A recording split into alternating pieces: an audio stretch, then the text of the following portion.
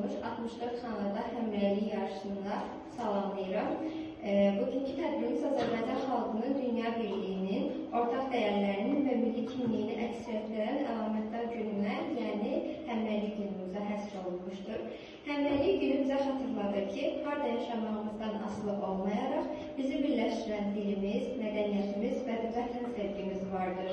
Bu birlik yalnız bir günlə məhdudlaşmır, o daim yaşadığımız qəlbimizdə bizimlə birlikdədir.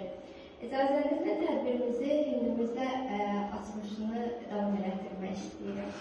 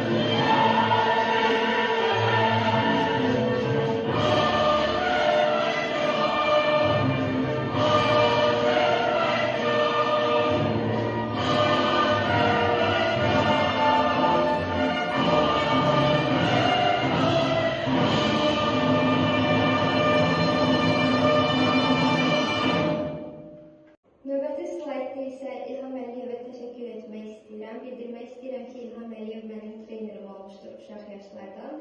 Ona təşəkkür etməyimin səbəbi isə sizə birazdan göstərəcəyim məsələlərin hamısının bəstəçisi elə öz müəllimim olmuşdur. Həqiqətən bugün də öz müəllimimin bəstələrini sizinlə paylaşmaq məni sevindirir. Gördüyünüz kitabların bəstəçisi də elə həmçinin mənim müəllimimdir. Daha layihəmiz üzərində müəllimimə həm uşaqlığı boyunca mənim